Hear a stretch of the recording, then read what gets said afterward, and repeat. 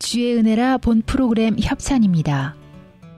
구당 침팀의 명가 김용석 한의원은 현대의학으로도 잘 치료되지 않는 만성 통증과 고질병, 교통사고 후유증을 전문 치료하며 각종 보험과 메디칼을 취급합니다.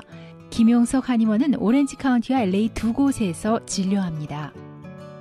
주의 은혜라 오늘 이 시간은 유태인 코셔 인증의 고급 유기농 원료로 만든 유태인 특수 영양제 M3 셀라케어에서 제공해주고 계십니다.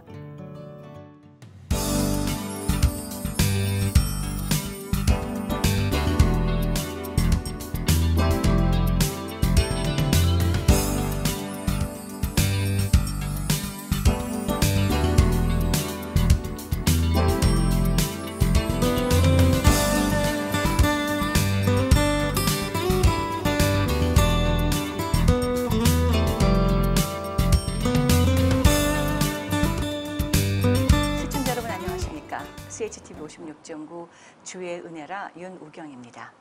주의 은혜라 오늘 이 시간에는 멀리 한국에서 오신 귀한 분을 여러분들께 소개하고자 합니다. 최근 미주에서 열린 장애인 신학 세미나에 참석차 미국을 방문 중이십니다. 세계 미랄연합 총재이시고 총신대학교 교수이신 이재서 총재님 이 자리에 모셨습니다. 만나 뵙도록 하겠습니다. 안녕하셨어요, 총재님? 안녕하십니까. 반갑습니다. 대단히 잘 나오셨습니다. 감사합니다. 네. 자, 이제 장애인 신학 세미나가 이제 막 끝났죠, 목사님? 예, 그렇습니다. 네. 사실 이곳에 미국에 오신 방문 목적이 분명히 그거였었을 텐데 혹시 우리 목사님 본인 소개를 조금만 더 해주시고 방문 목적도 좀 나눠주시면 어떨까요?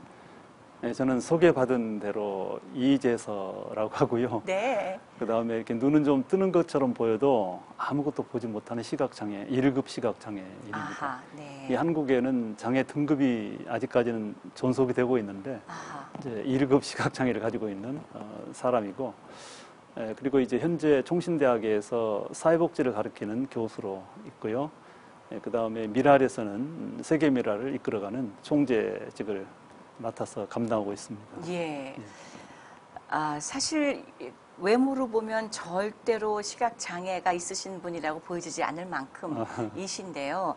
저희 목사님 이번에 방문차 오신 이 장애인 신학 세미나에 대한 질문을 여쭙기 전에 어떻게 장애를 입으셨나를 먼저 좀 여쭤봐도 될까 모르겠습니다. 네. 제가 잠깐 헤아려 봤더니 제가 장애를 입은 것이 약 한 50년이 된 것 같습니다. 그래요? 예, 제가 15세 때, 15세 했던 해에 열병 후유증으로 완전히 두뇌 시력을 상실을 하고 50년 가까이를 그렇게 살고 있습니다. 네. 열병으로 시각을 잃으신. 열번 후유증이라고. 네, 그렇군요. 예. 그러면 15살까지는 세상을 볼 수 있었던 거잖아요. 예, 그렇습니다. 네. 초등학교는 정상적으로 졸업했고, 네. 초등학교를 졸업하고 한 1년 정도는 이제 부모님을 도와서 농사를 지었습니다. 예. 저는 이제 중학교는 집이 가난해서 가지를 못했고, 부모님이 보내주지 않았기 때문에, 그래서 이제 하는 수 없이 농사일을 한 1년 짓다가 갑자기 이렇게 실명이 됐습니다. 그랬군요. 네네. 더 많은 이야기가 숨겨져 있을 거라 생각이 들고요, 목사님. 자, 그렇다면 제일 먼저는 제가 여쭙고 싶은 것이 보일 때와 보이지 않을 때, 그러니까 분명히 누구도 잘 알지 못해도 목사님은 알고 계실 것 같아요. 그 심정이 있을 것 같아요. 이루 말할 수 없습니다.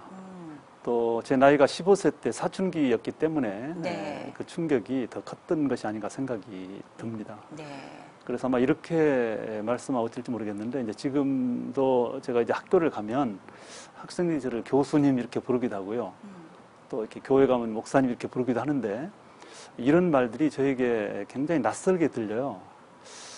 그 말을 들을 때 그런 이름들을 벌써 한 20여 년 듣고 사는데도 불구하고 그게 내 이름으로 다가오잖아요. 늘 이렇게 움찔움찔해지는데 왜 그럴까 이제 생각을 해보니까, 그 청소년기인 15세 때 실명을 했을 때 완전히 저의 어떤 그 자아가 형성이 돼버린 것 같아요. 절망감, 나는 아무것도 할 수 없는 인간. 그렇게 이제 청소년 시절에 제 자아가 만들어지고 나서 그 자아, 그때 스스로 판단했던 저한테 맞지 않는 그런 사회적인 지위나 이름들이 지금도 이렇게 낯설게 들려온다는 것인데, 정말 그때는 이제는 세상 끝났다. 더 이상 살아야 될 의미도 없고 또 살아야 될 이유도 없다. 이런 생각까지 들게 됐었고 저는 그때를 이렇게 비유를 합니다. 아마 사형수가 이 사형 집행을 기다리면서 독방에 갇혔던 심정 그런 정도가 아니었을까 이렇게 생각을 해봅니다. 그래요. 네. 청소년 시기를 어떻게 지나셨어요? 그러니까 처음에는 뭐 온갖 생각을 다 했고요. 네. 이제 뭐 하여튼 그러던 중에 어쨌든 간에 저희 부모님께서 서울에 있는 시각장애인 학교를 보내셨습니다. 네. 학교로 보내실 때에 그 학교에 가면 뭐 공부도 하고 또 미래에 뭐 이렇게 할 수 있다 그런 기대감 때문이라기보다도 앞을 못 보는 아이가 농촌에서 아무도 없는 빈 방에 혼자 우두커니 앉아 있는 거를 보실 수가 없는 겁니다. 부모님 입장에서는. 견디기가 어려우시군요. 예, 그래서 이제 그게 안타까운 심정으로 있을 때 누군가가 이제 그런 학교를 소개하니까 사실은 학교를 보냈다기보다는 집에 둘 수 없는 장애 아이를 그냥 그곳에 데려다 둔 갖다 놓는 그런 생각으로 저를 보내셨는데 제가 부모님 마음을 뭐 섭섭해서 드리는 말씀이 아니라 실제로 그럴 수밖에 없었고 또 저희 부모님은 이렇게 교육을 받지 못한 분들이 돼서 학교일 수도 없었고 저희 사형제를 아무도 중학교를 보내지 않을 정도로 집도 가난했고 또 무학이 있었던 분들이기 때문에 이제 그렇게 데려다 놓고 가는 저도 이게 학교다라는 생각을 전혀 하지 않고 마치 일반인들이 사는 세상에서 추방되는구나라는 그야말로 서러운 마음을 가지고 이제 그 학교를 들어가게 됐었죠. 예, 그때의 심정이 그런 것이었습니다. 격리되는 줄 알았는데 그렇습니다. 그곳에서는 어떤 일이 있었을까요? 그래서 처음에는 적응을 잘 못했습니다. 예, 동료들, 특별히 장애에 똑같은 시각장애를 가진 그런 학생들은 노래도 부르고 장난도 치고 뭐 밝게 사는데 오히려 저는 그때 그들이 이해가 안 됐습니다. 왜냐하면 눈도 안 보이는 사람들이 어떻게 저렇게 노래도 하고 웃을 수 있을까? 그게 이해가 안 될 정도로 제 자신을 생각해 보면 그럴 수 없었던 그런 말씀이거든요. 그러나 이제 차츰차츰 동화가 되고 또 좋은 선생님들을 통해서 또 좋은 말씀을 들으면서 조금씩 변화가 되어졌고 적응이 되어지기 시작을 했었죠. 내적으로, 목사님의 내적으로 가장 크게 도전이 되었던 어떤 일이 있었다면요? 굉장히 좋은 걸 물어주셔서 감사합니다. 제가 그렇게 서울명학교를 다니고 있었음에도 불구하고 여전히 마음속에 불안함과 그리고 절망감이 저를 지배하고 있었는데 아마 중학교를 들어가고 막 그 2학기 때쯤인가 됐을 때 어떤 목사님 한 분이 저희 학교에 교양 강좌를 하기 위해서 오셨어요. 그게 미션 학교는 아니지만 가끔 외부에서 이렇게 유명한 분들 오셔서 좋은 말씀을 해주십니다. 근데 그날은 목사님이셨는데 이분이 이 4가지 눈을 얘기하는 겁니다. 4가지 눈에 대해서 사실은 그 4가지 눈의 그 강의 혹은 설교가 저로 하여금 제 마음속에 자살 충동을 제거시켰던 굉장히 결정적인 어떤 계기가 됐는데 이제 그분 말씀이 뭐냐면 이제 사람에게는 4가지의 눈이 있다. 그 말 자체도 저는 굉장히 새로웠고 아주 놀라운 선언이었어요. 그분 말씀이. 그래서 하신 말씀이 뭐냐면 이렇게 육신을 통해서 세상을 감지하는 육안이 있고 육안만 있는 것이 아니라 또 이렇게 열심히 공부를 해서 지적인 어떤 지적 기능을 향상시켜서 세상을 바로 깨닫는 지적인 눈 지한도 있고 또 마음으로 세상을 공감하고 느끼는 마음의 눈 심한도 있고 그리고 거기 하나 더 영적 세계를 바라보고 신앙을 가질 수 있는 영안이 있다. 그런데 아마 이 방송을 시청하시는 분들은 뭐 그런 정도의 이 내용을 가지고 뭐 이렇게 새롭게 느끼지 않을 겁니다. 많이 들으셨기 때문에 뭐 비슷한 말. 그러나 당시에 저의 나이에 그 말씀은 정말 놀라운 것이었어요. 그래서 그분이 하신 말씀 뭐냐면 그런데 세상 사람들을 따지고 보면 이 4가지 눈을 완벽하게 가진 사람은 없다. 거의 없다. 어딘가 하나씩은 부족하다. 그러므로 여러분들이 이 자리에 앉아계신 여러분들이 육신의 눈을 어둡다고 해서 안 보인다고 해서 모든 것을 잃어버린 것처럼 절망한다면 그건 어리석다.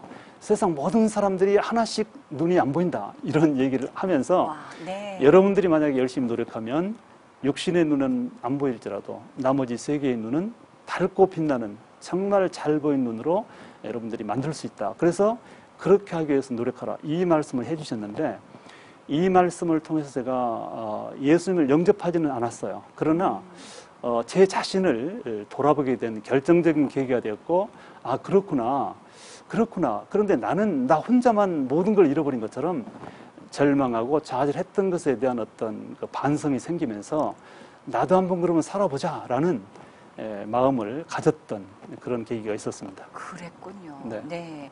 그로부터 얼마나 더 지나서 우리 하나님 아버지를 만나시게 됐을까요? 이제 그리고 나서는 삶의 의욕을 가지고 또 공부도 열심히 하면서 이제 대학을 가기 위해서 노력을 했는데, 이제 시각장애인도 대학을 가끔 갑니다. 그래요? 그 당시에 네. 가끔 가는데 저도 가고 싶었어요. 특별히 국문과를 가고 싶었어요. 네. 저는 어려서 실명되기 전부터 미래의 꿈이 작가가 되는 것이었는데, 예. 비록 실명은 됐지만 열심히 공부해서 국문과를 가서 시각장애인 작가가 되겠다, 그런 꿈을 가지고 열심히 공부를 했어요.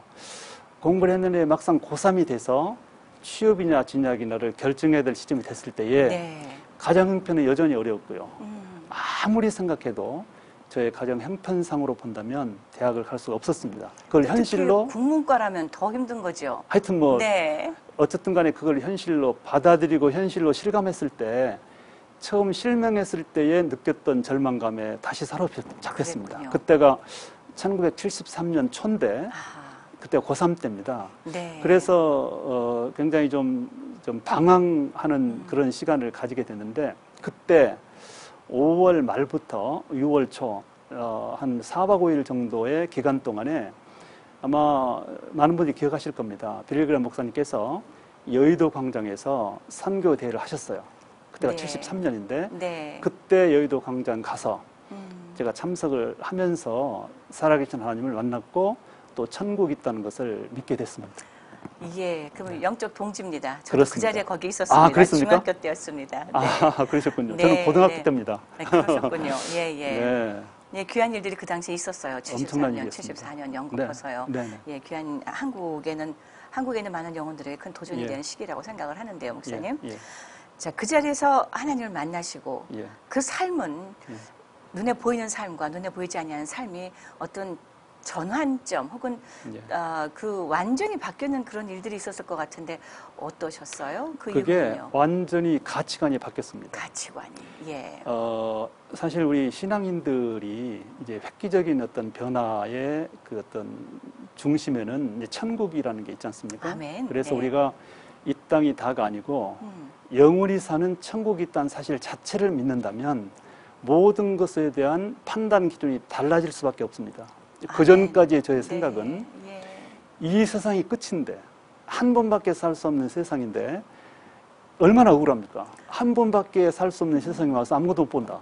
그 좋은 것도 못 보고 남들처럼 가고 싶은데 가지도 못하고 할 수 있는 걸 못한다고 생각했을 때 그건 곧 절망이고 때로는 화가 나기도 하고 너무나 이제 그런 마음이 드는데 열등감도 생기고 네. 그런데 그래 봤댔자 인생 뭐 아니 오래 살면 100년 그거는 잠시다. 그게 다가 아니고 영원히 사는 천국이 있다.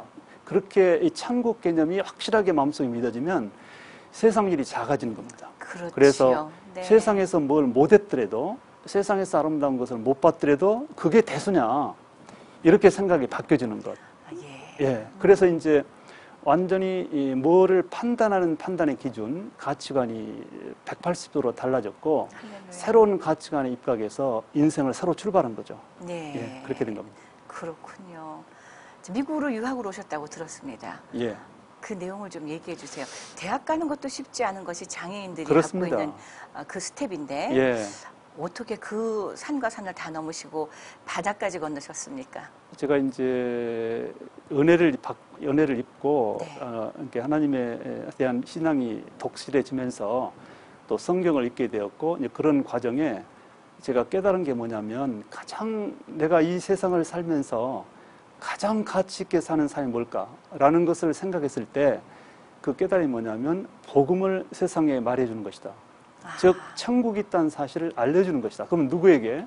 다른 세상 사람들에게 천국의 소식을 알려주는 것이야 수많은 목사님들, 수많은 성도들이 있는데 나는 장애인으로서 장애의 아픔도 경험했고 또 장애인이 얼마나 어려운 것도 알고 있고 또 그들이 어떤 마음을 가지고 사는 걸 알기 때문에 그걸 바탕으로 해서 나처럼 장애를 가진 뭐 시각 장애인이든 청각 장애인이든 지체 장애인이든 그들에게 내가 깨닫고 알고 있는 것을 말해주자. 소위 선교적 사명을 받게 됐는데 네. 이제 그러면서 이 장애인 선교의 비전을 제가 1986년 10월 달에 받았어요. 아, 예. 예, 그래서 이제 나는 평생 장애인에게 복음을 소개하는 일을 하겠다라는 결심을 하게 됐는데 그러면서 이제 그 일을 하려면 뭘 해야 되느냐?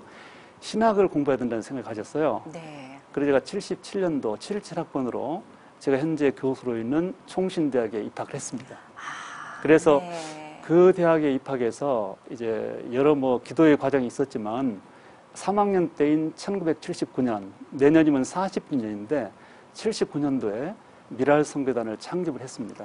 79년도에요? 그렇습니다. 그렇군요. 제가 나이로는 27살이고 네. 종신대학교 3학년 때인데 아. 예, 그리고 이제 그때 미랄 선교단을 창립을 하면서 하나님께서 제 마음속에 주셨던 또 하나의 비전이 뭐냐면 국내에 있는 장애인뿐 아니라 세계 장애인들에게도 복음을 말해야 되겠다. 그런 좀 조금 큰 비전이랄까. 네. 하여튼 조금 그런 하나님께서 마음을 간절하게 주셨기 때문에 창립하는 날 그걸 제가 선포했습니다. 아하, 미랄은 네. 국내에서만 사역을 하는 것이 아니라 세계적으로 사역을 해야 된다. 그것이 창시자인 설립자인 저에게 주신 하나님의 음성이다. 이걸 분명히 사람들에게 말했고 이제 그러면서 초창기 한 4년 정도를 국내에 미랄 선교단을 급성장시켰어요. 그래요. 하나님 은혜로. 네. 이제 그러나 꾸준하게 이제 미국에 가서 공부할 수 있는 길을 달라고 기도했어요.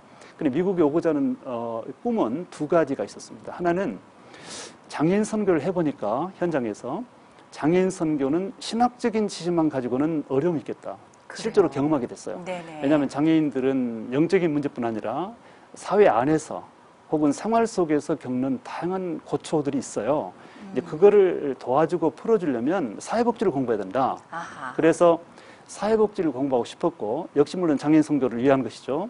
또 한 가지가 아까도 말씀드렸지만 세계 장애인 선교를 하기 위해서는 세계 기구를 만들기 위해서는 그 전진 기지를 모든 길이 로마로가 아니라 지금 이 시대는 모든 길이 미국으로 통한다. 그렇지요. 당신은 적어도 그런 네. 이해를 가지고 예. 미국에 세계장애인 선교를 할 수 있는 전진 기지를 세우자. 이 두 가지 꿈을 가지고 84년 7월 달에 정말 어려운 과정을 겪고 미국역으로 왔었고요. 그래서 미국에 10년을 있다가 이제 96년도에 학위도 다 마쳤고요. 학사, 네. 석사, 박사기를 다 했습니다. 제가 그래요. 미국에서. 10년 동안. 네, 이제 그러면서 이제 대학에 3학년 편입해서 왔었어요. 아하. 네. 그래서 이제 공부를 하면서 한편으로는 열심을 다해서 각 지역의 미랄을 조직했습니다. 맨 처음에는 제가 공부했던 필라델피아, 두 번째는 뉴욕, 뉴저지, 워싱턴, LA, 시카고랄지 이런 지역의 미랄을 조직하고 그리고 이제 96년도에 이제 모든 공부를 마침과 동시에 귀국을 해서 이제 한국에서 생활을 시작하게 됐습니다. 벅찹니다. 숨도 찹니다. 네. 그 40년이라는 세월을 30도 되기 전에 이미 네. 세계 미랄이라는 단체, 장애인들을 향한 선교단체를 머릿속에 구상을 하시고 그래서 선포하셨을. 저의 구상이 아니라 네. 하나님 주신 마음이었어요. 물론요. 네.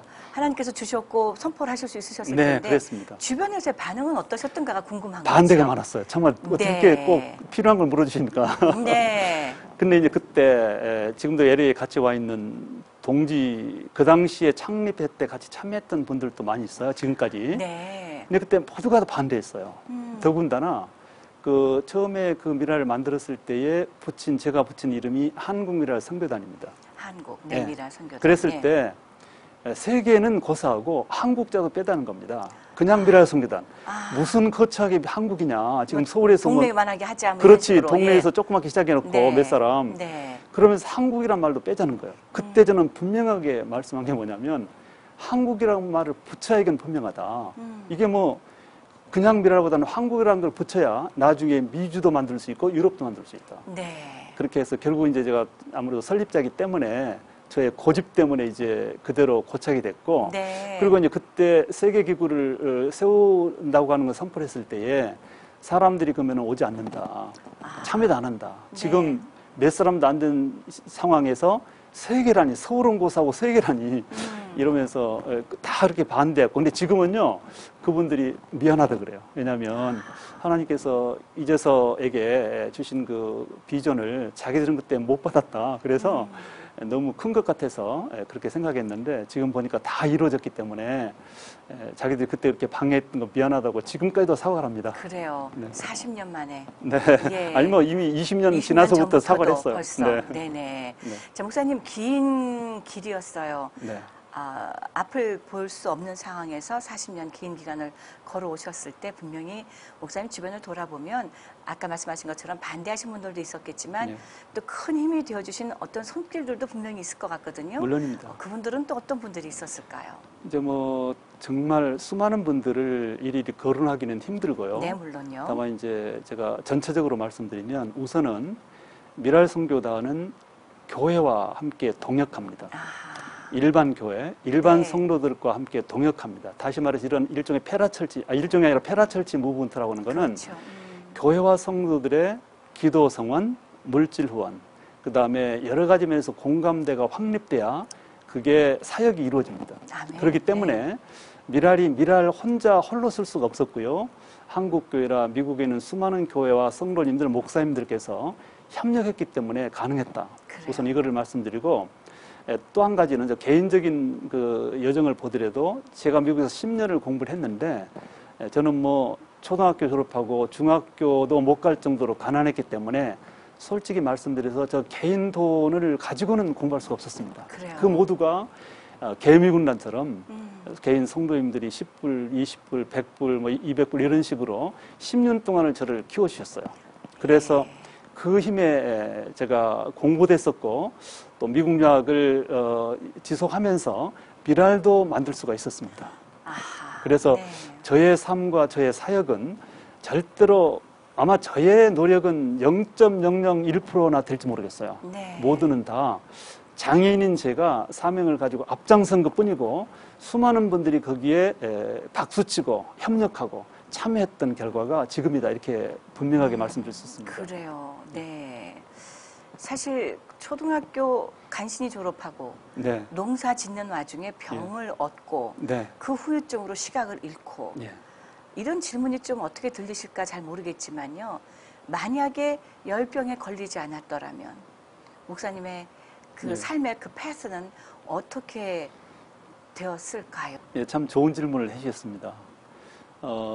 사람들이 되게 자기의 과거를 돌아보면 큰일이 날 뻔한 그런 경우도 있고 어떤 경우는 빼버리고 싶은 그런 그 과거사도 있고 그리고 이것이 아니었더라면 큰일 날 뻔했다라고 생각하는 경우가 있는데 저 같은 경우는 정말 제가 실명이 안 됐더라면 큰일 날 뻔했어요. 그래서 제가 가장 감사한 사건은 실명입니다. 당시는 그것 때문에 많이 울었고 자살을 생각할 정도가 됐지만 지금 제가 가지고 있고 누리고 있고 혹은 사역하고 있는 이 가치는 모든 것들의 출발은 실명입니다. 그래서 실명 때문에 교육도 받을 수 있었고요. 또 실명 때문에 장애인의 문제를 바라볼 수 있었고 그리고 장애인 문제를 알았기 때문에 미라를 시작하고 또 그게 동기가 돼서 유학도 왔었고요. 그렇기 때문에 가장 복된 순간은 실명이었어요. 그러나 당신은 그거를 몰랐습니다. 그거는 나만이 갖는 일종의 운명의 뭐 저주라고 할 정도로 그렇게 싫었고 정말 누군가가 원망스러웠는데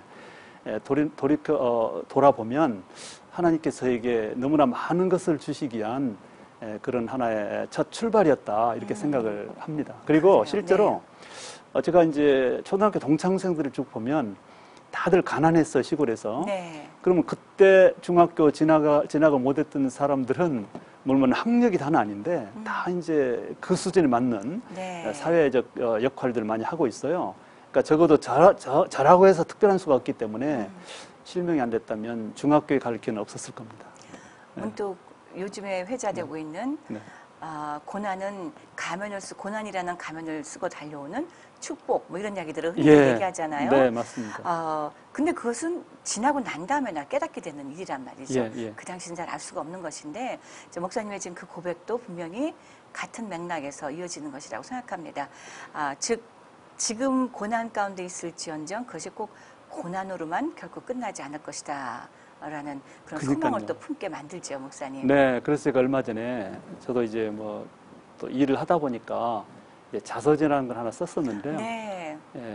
내게 남은 1%의 가치라는 책을 쓴 적이 있는데, 예. 근데 이제 제가 그 말미엔가 어떤 말을 썼냐면, 한마디로 말하면 고난은 이메일로 순간적으로 오는데 거기에 대한 설명서는 배를 타고 천천히 온다. 그런 재밌는 말을 써봤어요. 네. 무슨 말이냐면은 네. 고난은 그야말로 길 가다가 갑자기 생겨나요. 그렇죠. 정말 예기치 않게. 네. 근데 하나님께서 택하시고 사랑하는 백성들의 삶 속에 어떤 사건이든 우연은 없어요. 그것이 고난이든 축복이든 간에. 아멘.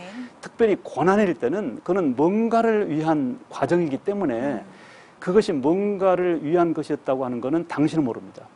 만약에 하나님께서 그 뭔가를 위한 거라는 설명까지 처음부터 한다면 누가 고난을 슬퍼하겠습니까? 그렇죠. 설명 없이 주기 때문에 훈련이 되고 충분히 아파하고 충분한 진통이 있어야 열매가 만들어지는 것처럼 아멘. 그런데 반드시 나중에 설명서를 보내온다. 뭐 어떤 상황이 되면 저 같은 경우는 지금 이렇게 생각이 들어요. 언제부턴가 그 설명서를 읽고 있어요. 그때 그래서 이걸 주셨군요. 근데 그 설명서가 너무 길고 너무 좋은 거예요. 너무 은혜롭고 너무 감사하고. 네. 그래서 제가 그런 표현도 써본 적이 있습니다. 예. 그리고 그 설명은 시간을 지나가면서 계속해서 업데이트되고 그렇습니다. 계속해서 또 변화되고 새로워지고요. 그렇죠. 네. 목사님께는 무려 50년이 걸렸습니다. 그렇습니다. 15 이후 네, 지금 네. 50년 지금까지요. 네. 자, 이번에 장애인 신학 세미나라는 것으로 예. 여기 미주를 방문하셨다고 했는데 예. 사실 뭐 이민 신학 얘기도 들어봤고 네. 어떤 신학 얘기도 많이 들어봤지만 장애인 신학이라는 이야기는 낯설면서도 동시에 굉장히 공감이 많이 갔습니다. 목사님. 예. 또 지금 목사님을 만나 뵙고 말씀을 들어보니 목사님은 이미 20대 후반에 네. 장애인들을 위한 같은 아픔을 갖고 있는 분들에 대한 예. 선교 마인드를 동시에 갖고 시작하신 것이니 그렇습니다. 그 예. 사역 전체가 어쩌면 장애인들을 향한 신학 자체가 예. 근간이 된 게 아닌가 싶은데요. 어떤 것입니까? 우리 잘 알 수 없을 우리 청취자, 시청자분들께 예. 설명 좀 해주시면 좋을 것 같아요. 우선 장애인 신학, 장애 신학 혹은 장애인 신학 네. 뭐 둘 다 상관없겠습니다는 그 장애인 신학을 시작하게 된 계기가 그런 타이틀로 저희가 신학적 연구를 시작하게 된 동기가 있습니다. 예. 우선 지금 한국 안에 장애인들이 약 500만 정도가 있고요. 그 중에서 교회를 나가는 것으로 추산되는 장애인 인구는 약 한 3%가 됩니다. 그렇군요. 그러니까 전체 장애인의 3%. 그거는 한국은 그래도 많은 편입니다. 미국이든 해외든 유럽이든 간에 장애인들의 크리스찬 비율은 아주 낮습니다. 그런데 어떤 선교학 이론에서는 어떤 민족을 미전도 종족으로 분류할 때 한 명도 성도가 없다는 것이 아니라 3% 미만이면 미전도 종족으로 분류를 합니다. 선교학적으로요. 네네. 자, 그렇게 본다면 한국에 있는 장애인들은 그렇게 뭐랄까 훌륭하게 발전된 한국 교회 사각지대에서 미전도된 종족으로 남아있다는 뜻이 됩니다. 네. 왜냐하면 우리 한국 전체 인구의 20%가 크리스찬입니다. 조금 지금은 낮아졌지만. 네. 근데 20%가 크리스찬 되는 동안 장애인들은 여전히 전도의 대상으로 존중받지 못했다는 반증입니다. 3% 미만이라는 네. 것이. 왜 그러면은 한국 교회나 한국 성도들이나 목사님들께서 장애인 선교에 소홀히 했을까? 그 부분은 장애인들에 대한 뭐랄까 신학적 당위 혹은 성경적 뭐랄까 당위를 아직까지 이렇게 뭐랄까 확인하지 못한 거라고 하는 것을 저희는 이제 생각을 하게 됐어요. 네네. 그래서 제가 직접 이제 장애인 문제를 성경적으로 신학적으로 연구를 하기 시작했어요. 그래서 이제 성경을 연구를 해보니까 성경 안에는 장애를 지칭하는 단어가 744번이 나옵니다. 그렇군요. 그렇게나 많이요. 네. 참고로 청년을 가리키는 단어는 82번이 나오고 어린아이를 지칭하는 단어는 114번이 나옵니다. 그런데 장애를 지칭하는 단어는 744번이 나와요. 그리고 이제 장애를 지칭하는 단어가 포함된 성경 구절은 592구절이고 그 다음에 앞뒤에서 장애를 지칭하는 단어가 없을지라도 장애 문제를 설명하거나 이렇게 연관된 성경 구절을 모아보니까 1442구절입니다. 다 합친다면 무려 3,000번이 넘는 겁니다. 그죠? 아니, 이거 구절. 구절수입니다. 구절, 그러니까 1442구절인데 네. 이 1442구절이라고 구절의 그 크기는 우리 신약 성경에서 가장 두꺼운 것이 누가복음인데 네. 누가복음보다도 훨씬 두꺼운 분량입니다. 그렇군요. 그런데 이제 이렇게 많이 성경 안에 기록되어 있는 장애인 문제가 체계적으로 신학적으로 설명된 적이 없어요. 그래서 이제 단순합니다. 성경에 장애인에 관한 얘기도 있습니다. 이 말을 하고 싶고 네. 장애인에 관한 이야기는 신학적으로 설명을 해야 됩니다. 이거를 말하고 싶어서 소위 장애인 신학이라는 타이틀로 세미나를 시작했는데 저희가 처음 시작했어요. 맨 처음에 시작한 거는 1998년도. 그러니까는 우리 미랄이 창립된 지 20년을 앞두고 최초로 제가 있는 총신대학에서 세미나를 시작했습니다. 그래서 네. 이제 매년 경연제로 올해까지 11번을 했습니다. 아하. 2년에 한 번 정도씩. 네. 그렇게 해서 이제 그런 과정 속에서 처음에는 낯설었던 장애인 신학 혹은 장애 신학이라는 말이 상당히 익숙해지고 있고요. 네. 또 많은 분들이 연구를 하고도 있고요. 그리고 이제 미국에서는 한국에서 하는 그 신학 세미나의 연장선상에서 이제 이 LA 지역에서는 4번째 이번에 했습니다. 그래요. 그리고 네. 이제 여전히 2년 텀으로 앞으로도 계속 해나갈 것이 되겠습니다. 그래요. 예. 그러니까 미주에서는 지금 4번째 열린 것인데. 그렇습니다. 이번에 그 주제는 특별한 것이 어떤 게 있었나요? 장애인 신학 세미나 이외에 뭐 부제로. 아닙니다. 이번에 특별히 이제 그동안에 이제 매년 2년마다 할 때 네. 전체적인 포커스가 있었습니다. 근데 이번에는 실무적인 실천적인 부분에 있어서 우리가 장애인 문제를 어떻게 이해하고 접근할 것인가. 그래서 성경신학적 관점에서 혹은 조직신학적 관점에서 여러 가지 이슈를 가지고 이렇게 접근을 했습니다. 그래요. 네. 참, 목사님, 이 방송을 보시는 분들 중에는 목회자들도 계시겠지만 네. 일반 성도들이 올 때 많습니다. 네. 또 TV를 보시는 분들은 아마도 장애인 혹은 장애인 가족들도 예. 많이 계시리라고 믿습니다. 예, 예.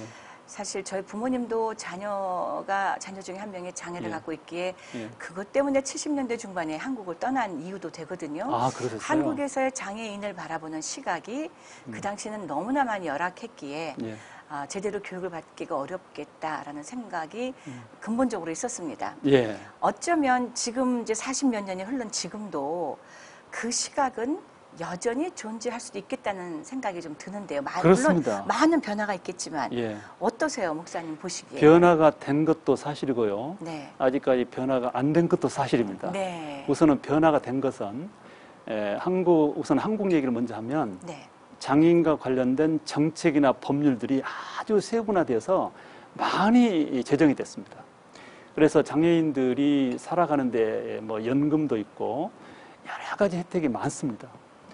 그것은 아주 현저하게 변화된 현실이고 그렇지만 변화가 되지 않는 것은 우리 국민들의 마음 같습니다. 왜냐하면 뭐 단적인 예를 들어서 지금도 우리 한국 안에 서울을 포함해서 지방 뭐 대도시 다 해서 10몇 군데에서 이제 분쟁 중에 있는 것이 있습니다. 그게 뭐냐면 장애인 시설이 동네에 들어오려고 하면 지역 주민들이 집단 거부를 행사합니다. 네. 그래서 이제 이 지역에는 장애인 시설을 지을 수 없다.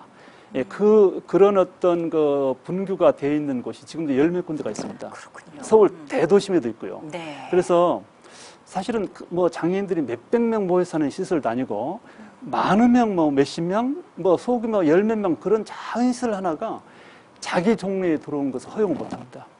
그래서 이유는 2가지입니다.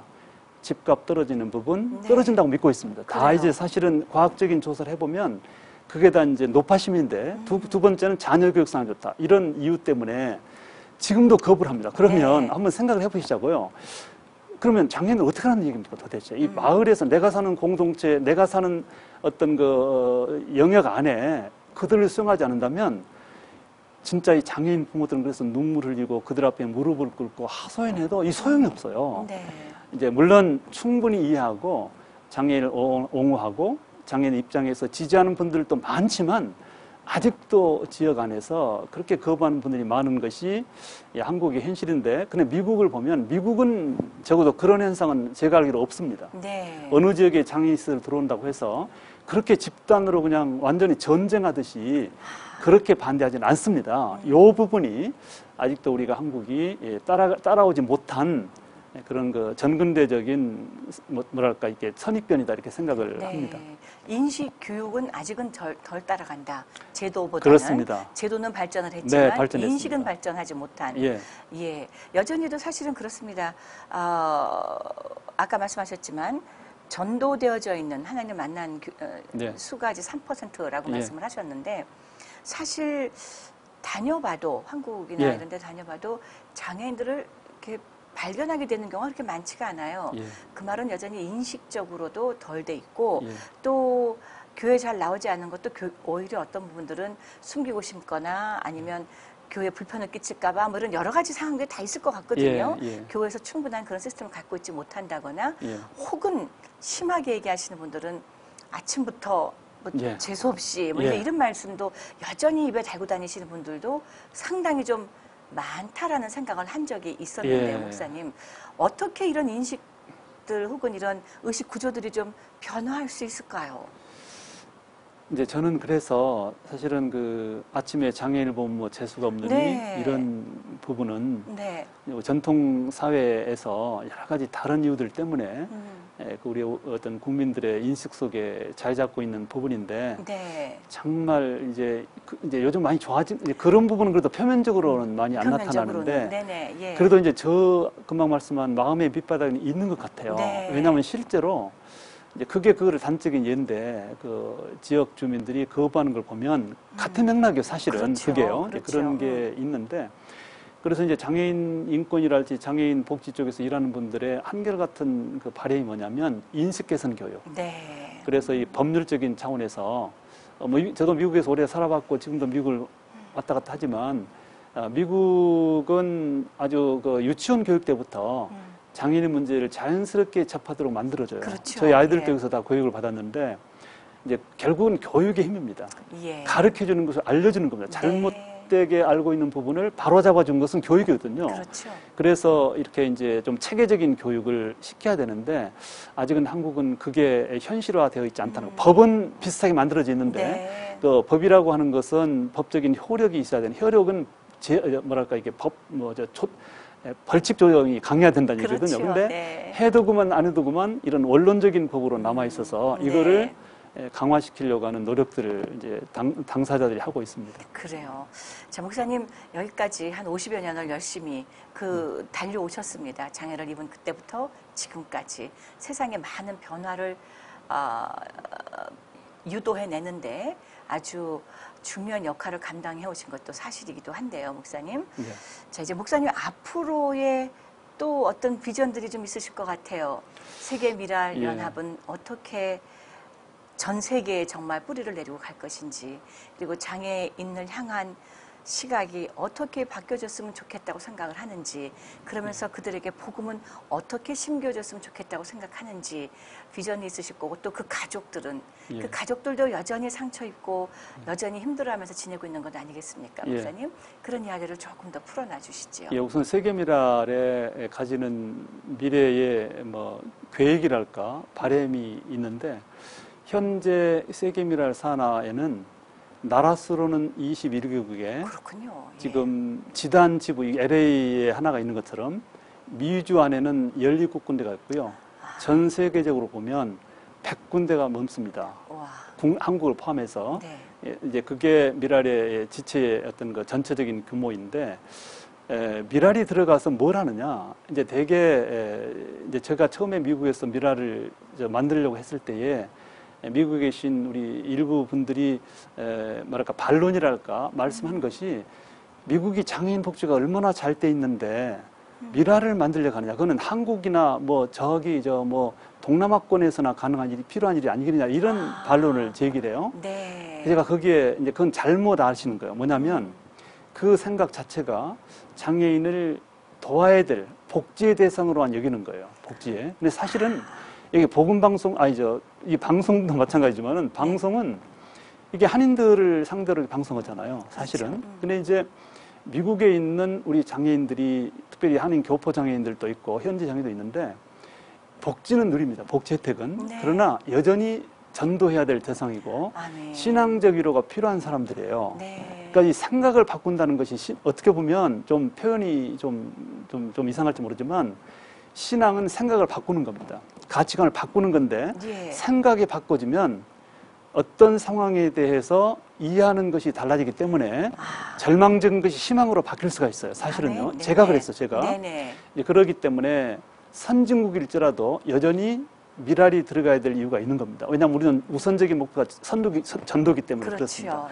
예. 그렇게 되는데 저희들이 이제 바라는 것은 앞으로 뭐 제가 이 대표를 맡고 있을 때 과연 하나님이 이루어질지 모르지만 어쨌든 간에 예수님께서 다시 오실 때까지 최소한 세계 1000곳에 장애인을 섬기고 그의 가족들을 섬기고 또 장애인 문제를 중심으로 교회를 깨우는 현장을 한 1000곳 정도를 저희들이 가져보고 싶은 기도가 제목이 있어요. 그래요. 예. 그래서 이제 유엔이 들어가 있는 모든 나라에 또 장애 있는 곳에 이런 우리가 조직을 만들어서 그 지역 안에서 남가주미라에서 하는 것처럼 여러 가지 서비스나 또 선교적 프로그램을 운영하려고 하는 거 그래요. 이런 계획을 가지고 있습니다. 네, 예, 자 목사님 정말로 다 1시간 안에 40, 50분 안에 다 해낼 수 없는 많은 목사님이 품고 계시는 이야기들.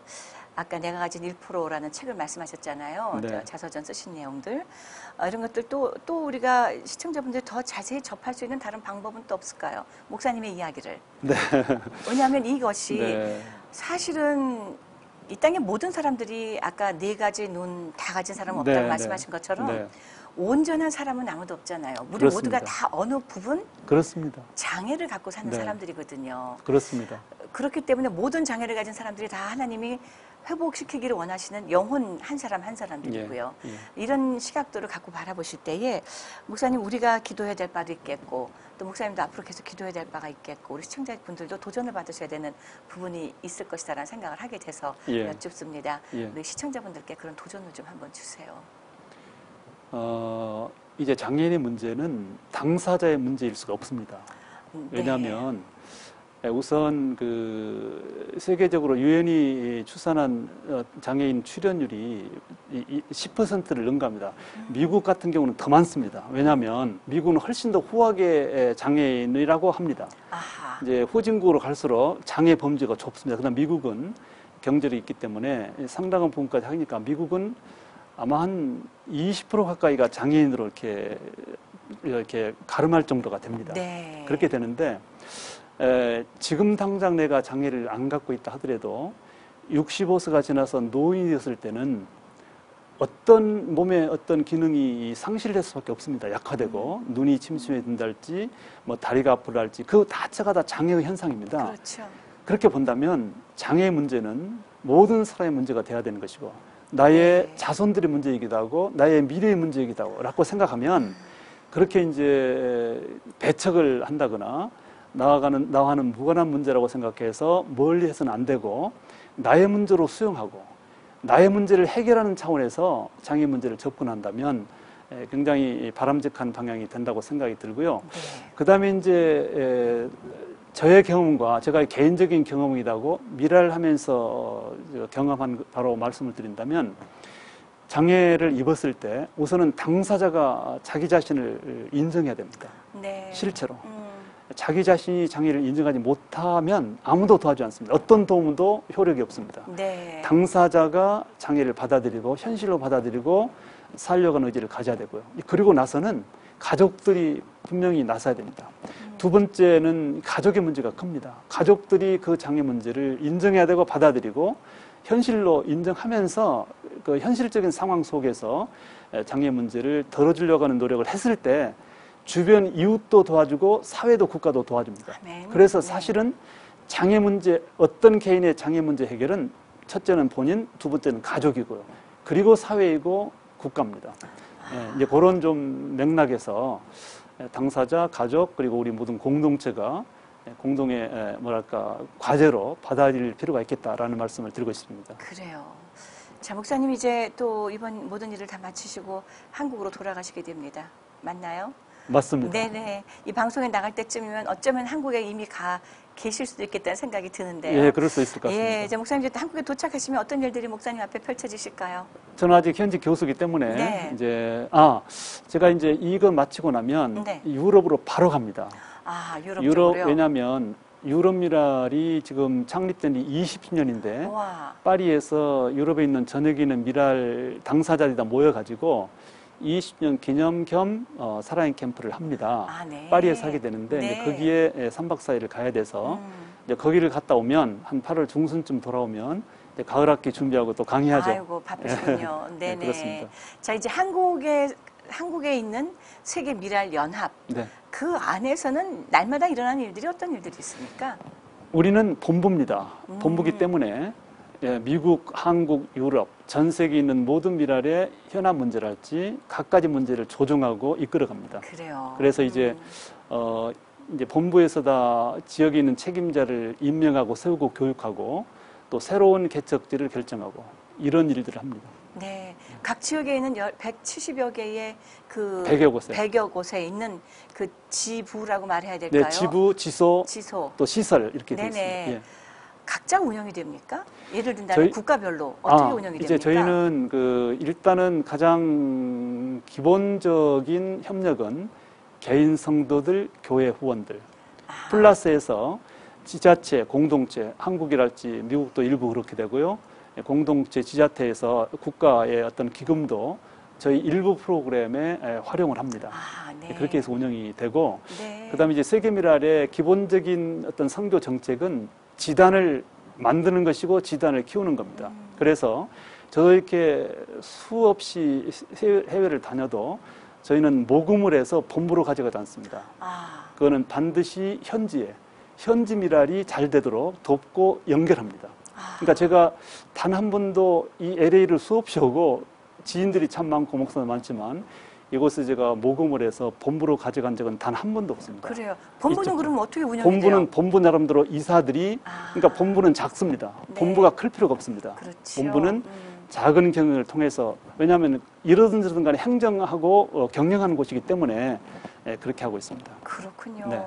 그야말로 40여 년 아무런 그 큰 일 없이 그러나 확장을 해가면서 선한 영향력을 끼치고 계시는 건데 바라기는 이 땅의 모든 장애인들에게 하나님의 귀한 복음의 씨앗이 심겨지는 그날까지 우리 목사님의 사역이 쉼없이 달려가는 것이 될 수 있기를 소원하겠습니다. 목사님. 감사합니다. 네.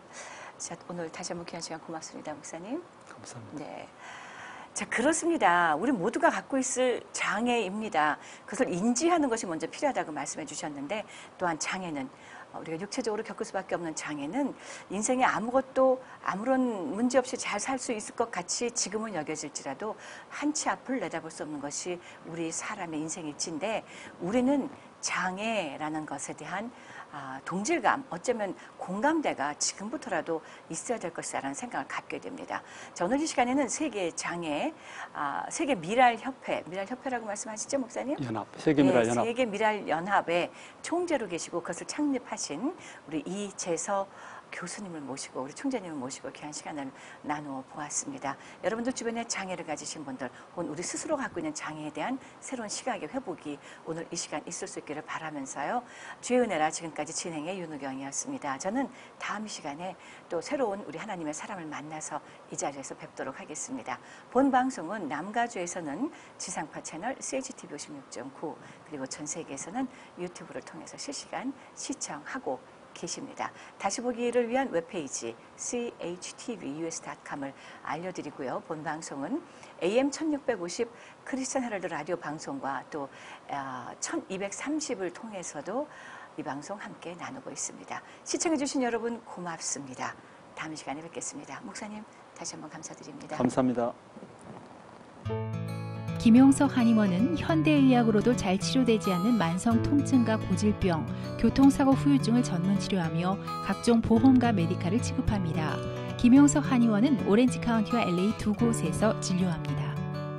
주의 은혜라 오늘 이 시간은 유태인 코셔 인증의 고급 유기농 원료로 만든 유태인의 특수 영양제 M3 셀라케어에서 제공해 주셨습니다. 유태인 특수 영양제 M3 셀라케어 연락처는 213-435-9600, 213-435-9600로 해주십시오. 정직한 마음으로 권합니다.